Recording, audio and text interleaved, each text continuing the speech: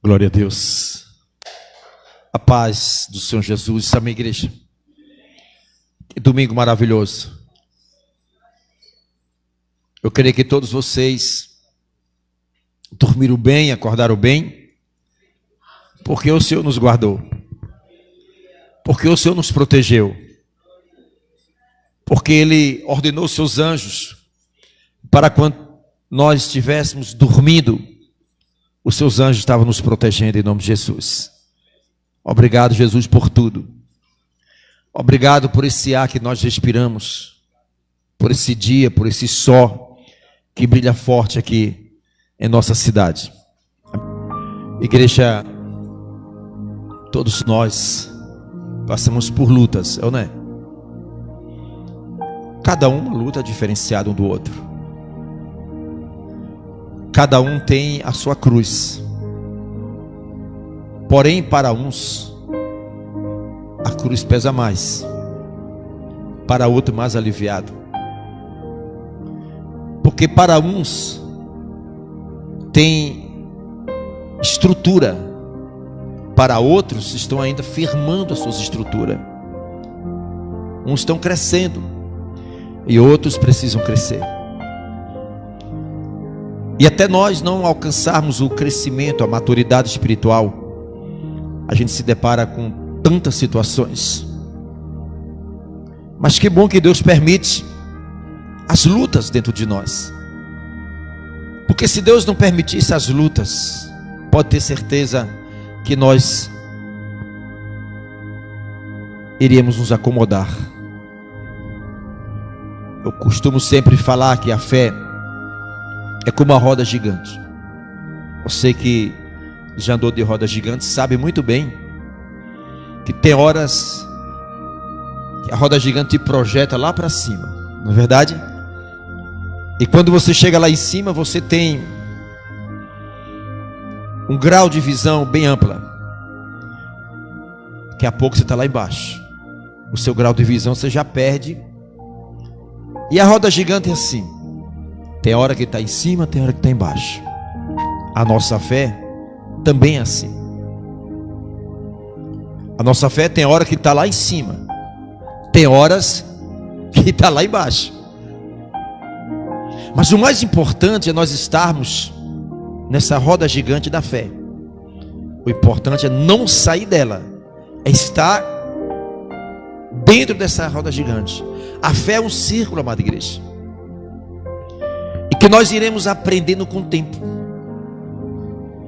amadurecendo com o tempo. O evangelho é isso.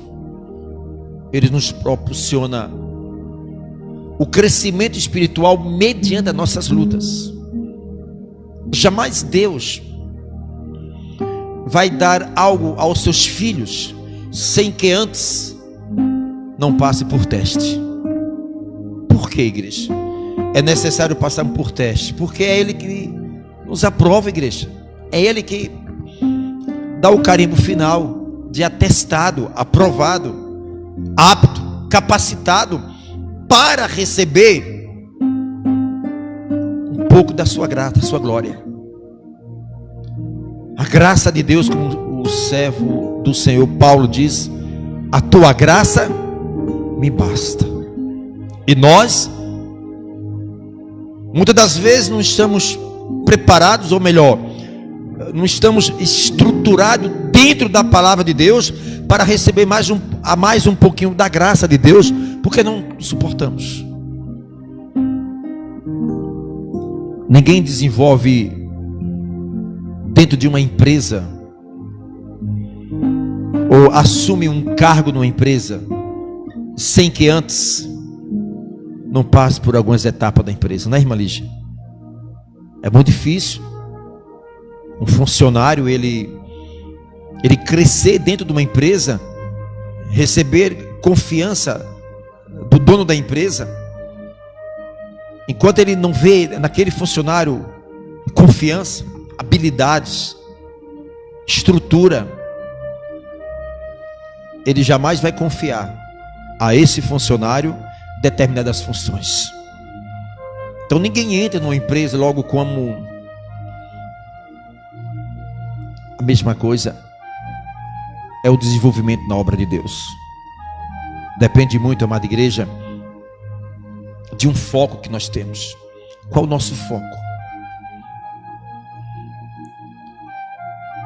Há muitos que estão dentro da igreja e até hoje não perguntou a Deus: o que é que o Senhor quer de mim, Senhor?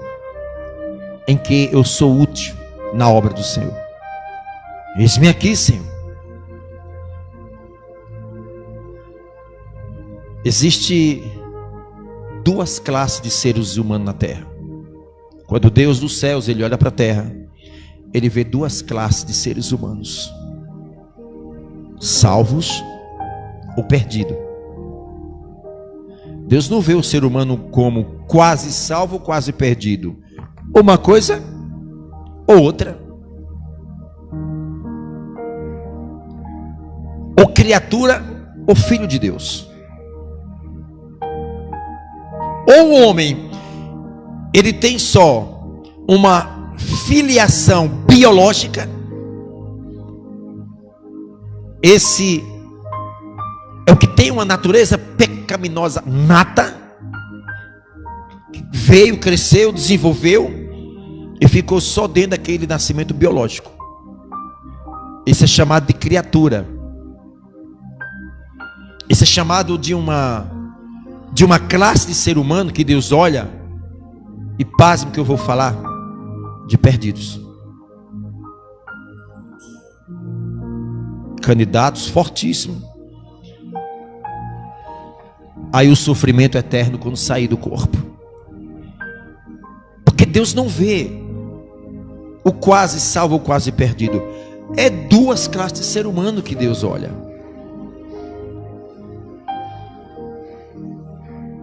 Mas existe um outro grupo também que Deus olha, chamado seus filhos.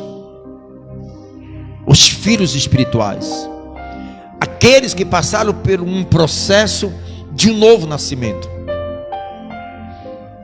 A questão é, igreja, como andar com Deus. Mas como andar com Deus? É possível nos dias de hoje andar com Deus? É possível nos dias de hoje andar com Deus? Como andar com Deus? Como entender, como compreender isso, igreja? Como andar com Deus? Vai em Colossenses, capítulo 2, versículo 4.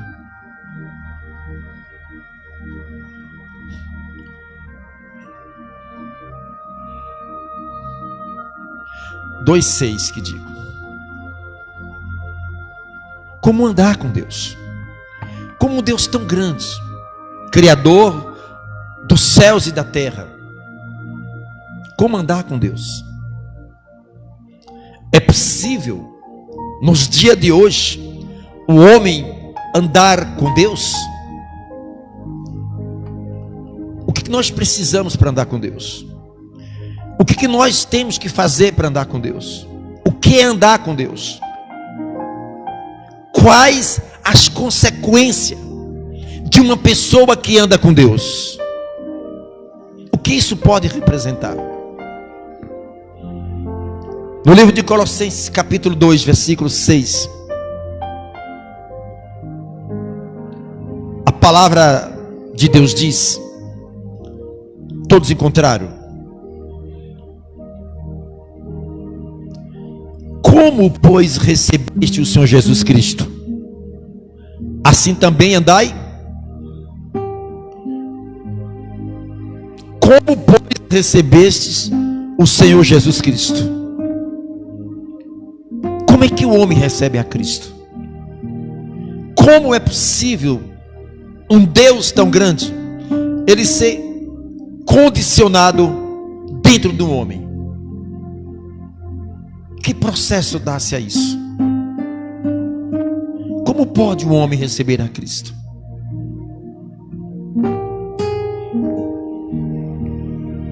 Andai nele.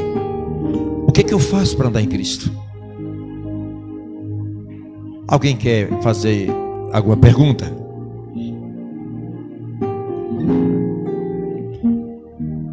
Existe a possibilidade de uma pessoa andar com Deus sem ter Ele possível. É possível o homem andar com Deus sem recebê-lo. O que é necessário para receber a Deus? O que é necessário para receber a Deus?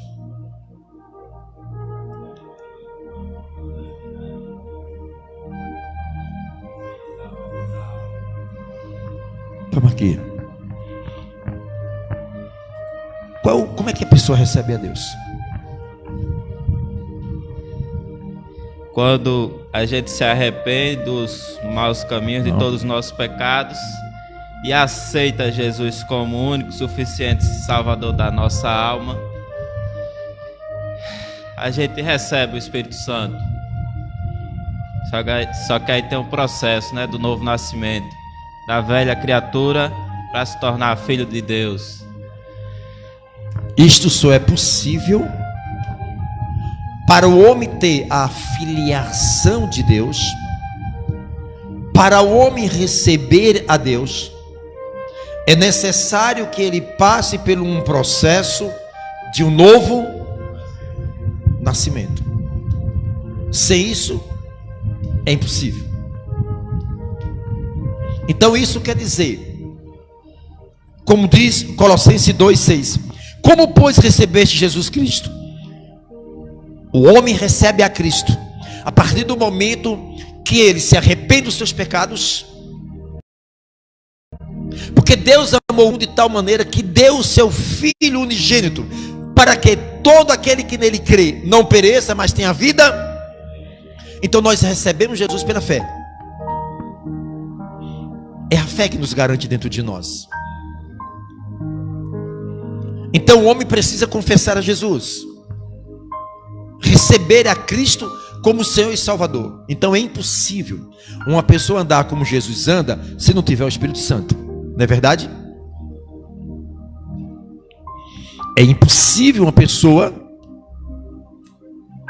andar como Jesus andou sem o Espírito Santo. Mas como é que eu posso andar com Jesus? O que eu faço para andar com Jesus? Sem o Espírito Santo ninguém consegue andar. Sem o Espírito Santo ninguém consegue ser imitador de Jesus. Amada igreja, existe algumas concepções dentro da religião muito errôneas. Há umas determinadas religiões pregam uma filosofia ou um ensinamento doutrinário que, se a pessoa ela não falar em língua, não tem o quem? O Espírito Santo. E quem é o Espírito Santo? Deus.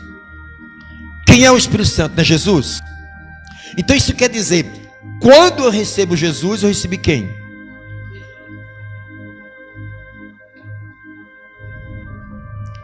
E como é que se dá esse processo do nascimento de Deus dentro de nós? Como é que dá esse processo?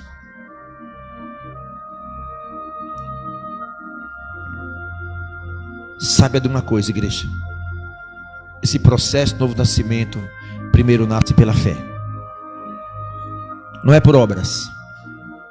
Não é porque eu faço parte de uma religião que eu sou filho de Deus. Não é simplesmente porque eu ando por aí evangelizando, cantando, louvando, ou até pregando. Isso não é garantia que a pessoa é filho de Deus.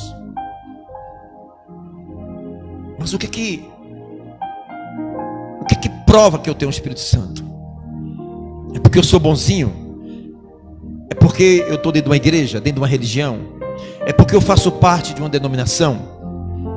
Isso não é garantia de uma pessoa ter o Espírito Santo. Primeiro, a gente aceita Jesus pela fé. Primeiro nós entendemos, amada igreja, que aquela morte de Jesus na cruz, eu não preciso ir para a cruz. Eu apenas creio que Jesus morreu na cruz por mim. Eu não preciso ir para lá mais. Eu vou até a cruz, morrer na cruz com Jesus pela fé. Porque aí eu começo a entender e compreender que eu merecia ir para a cruz. E eu não tinha a menor condição de ir para a cruz.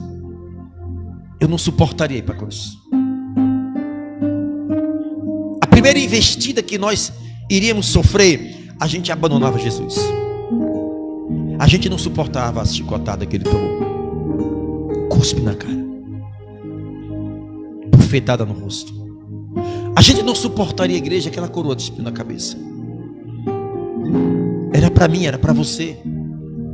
Era necessário que, para que o homem tivesse o acesso à vida eterna com Deus, teria que passar por tudo isso, e nós não teríamos condição. Aí a nossa fé, amada igreja, nos transporta a um túnel do tempo, há mais de 2000 anos atrás, e a gente se coloca no lugar de Jesus. Ele morreu por mim. Eu não preciso mais ir para a cruz. Eu aceitei a morte do Senhor pela fé. Aí eu confesso com a minha boca a confissão. Precisamos confessar. É tanto que a Bíblia diz: todo ou todos aquele que me confessa diante dos homens, confessar publicamente. Mas pastor, e aquela pessoa que está lá no hospital, que teve um câncer na língua, não fala mais? Ou aquela pessoa que está lá, sabe, presta um UTI, ela já está, não fala, ela pode confessar Jesus? Pode, pela sua fé.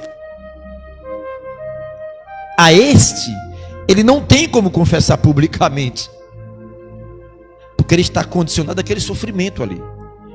E Jesus entende e compreende e aceita a confissão na mente dessa pessoa, enquanto tem a mente, enquanto está intacto. Teve um derrame cerebral, a pessoa não tem capacidade de raciocinar, tem? Perdeu a memória, não é isso? Não tem como. Mas enquanto a nossa mente, ela está consciente, o ser humano, ela tem chance ainda de se salvar. É aí aonde entra aquela questão, amada igreja, que eu creio, aonde se cumpre a palavra, que a minha palavra não cai no chão, a do homem cai, mas a de Deus, e ele vela em cumprir o quê? Deus vela em cumprir, Deus tem um cuidado de cumprir as suas promessas. Porém, em determinadas vidas, esta promessa, ela se encaixa em uma grande dor da morte. Aquele momento que muitos estão a partir do seu corpo. Aí já não é mais obra do homem, aí já é obra do Espírito Santo. Quantos e quantos, no leito da morte, minutos antes de partirem, o Espírito Santo, quem convence o homem do pecado, e que o Espírito Santo trabalha em cima da sua palavra, e que naquele momento aquela pessoa não fala, mas na sua mente, na sua consciência diz: Senhor, me perdoe, me perdoe, eu me arrependo, salva-me. Jesus negaria um pedido desse? Você acha que Jesus negaria um pedido de uma pessoa: Senhor, me perdoe? E que Jesus está vendo ali que chegou o momento, é dali para a eternidade. Eu não creio que Jesus veio perder para Satanás. Eu não creio que o número de perdidos será mais do que salvo. Não se engane isso. O maior exemplo disso é aquele ladrão na cruz. O ladrão na cruz, enquanto tinha um que zombava, não era isso? O outro dizia o quê? Ei, nós merecemos isso aqui. Nós somos culpados disso mesmo. Nós somos dignos de morrer na cruz mesmo lá. Agora este homem não fez nada. Esta passagem é tão profunda, amada igreja. Isso tem um sentido espiritual, que para que nós entendemos o que essa passagem fala, é de algo profundo. A salvação, muitas das vezes, ela vem por um fio. Senhor, Senhor, lembra de mim, Senhor, quando entrares no paraíso. Não lembra de mim. Igreja, Jesus, ele estava cravado na cruz. Olha o diálogo entre Jesus e aquele malfeitor, ladrão, quem sabe, assassino, estuprador. Imagine se eu e vocês, volte ao túnel do tempo, se nós estivéssemos ali presente como crente, e a gente viu que os atos daquele ladrão ali eram os mais terríveis. Eu não tenho dúvida que o nosso comentário a respeito da salvação foi para o inferno. É não, Adriano? Foi para o inferno. Não aceitou Jesus.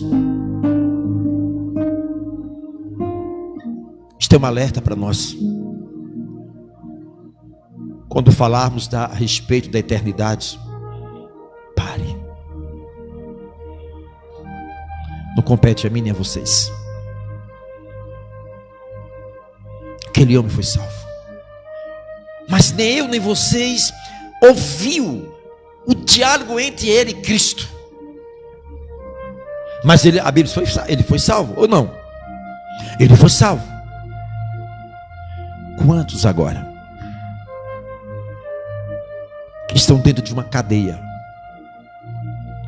Quantos agora estão, quem sabe, morrendo de frio, de fome? Quantos agora que estão feridos, agonizando? Quantos agora estão em um leito de um hospital, ou dentro da sua casa, no último minuto da sua vida? O Espírito Santo, porque é obra dele, é obra do Espírito Santo, em cuidar da palavra que um dia foi lançado naquele coração que estava esquecido pelo homem. Está compreendendo, igreja? A importância de falar de Deus, a importância de falar de Jesus. Porque quando você fala da palavra de Deus, Deus não vai cumprir. Deus tem os seus métodos para alcançar uma vida, igreja. Deus criou métodos para salvar o homem, dependendo das situações. Ou vocês acham que muitos não são salvos minutos antes de morrerem? Deus tem os seus propósitos. Imagine agora o Espírito Santo começar a lembrar na mente, a consciência, e aquela pessoa fazer uma retrospectiva da sua vida e dizer: Deus, me perdoe, Senhor. Eu sei que para mim não tem mais jeito. Senhor, me perdoe.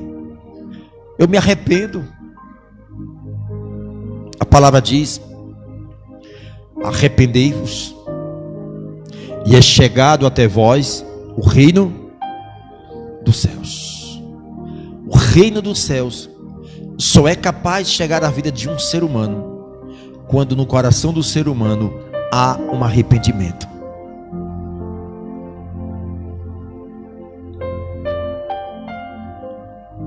Existe duas classes de ser humano nessa terra: salvos ou perdidos. que nós temos que ter muito cuidado é de estar dentro de uma igreja, porém perdidos. Cuidado. A palavra diz: a quem é dado é mais cobrado. A palavra diz: para estes terão os mais duro juízo. Para que é isso? Para aquele que Deus confiou um talento, para aquele que Deus distribuiu os seus talentos. Tem a parábola dos talentos, não é isso? A um ele deu 2, a outro deu 3, né?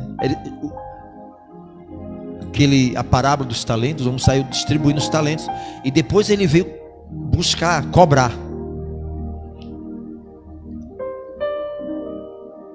Uns multiplicaram e outros pegaram o talento e enterraram. Servo mau e negligente.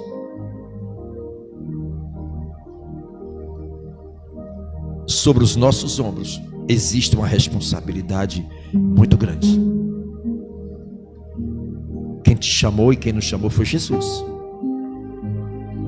Foi Ele que nos escolheu, com um propósito, para que possamos a desenvolver dentro de nós o processo de santificação. Ninguém cresce de um dia para a noite. A palavra diz que o reino dos céus é tomado através de esforços. Sede fiel no pouco, que no muito. Às vezes um desânimo impede você a igreja.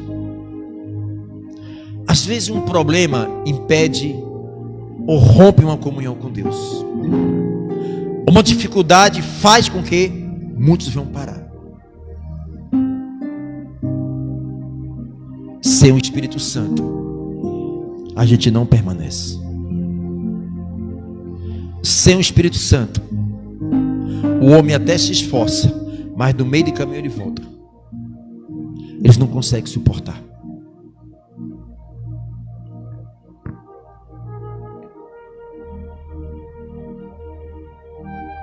Romanos 8, 5.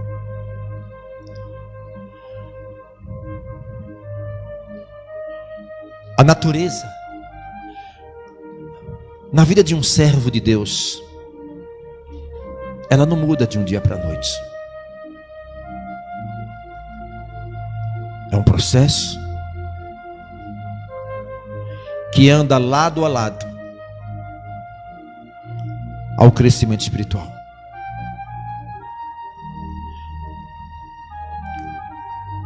Vamos tratar um pouco aqui a natureza no livro de Romanos capítulo 8.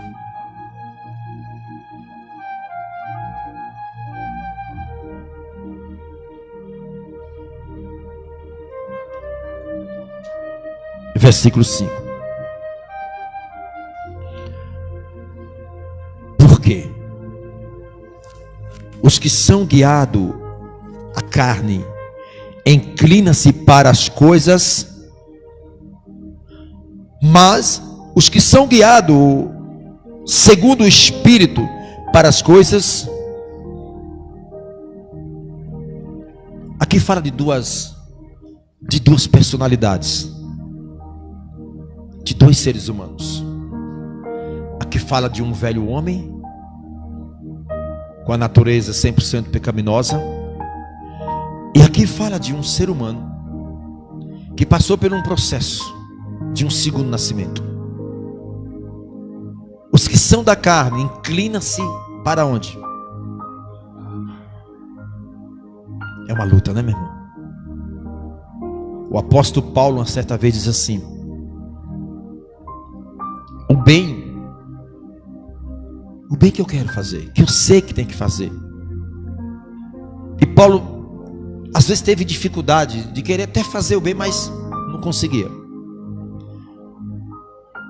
Mas ele também fala que o mal que ele não queria, acabava às vezes fazendo.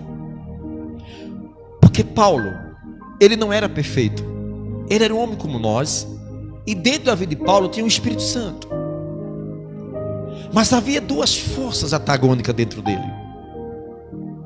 Havia uma natureza chamada carne. Não era isso?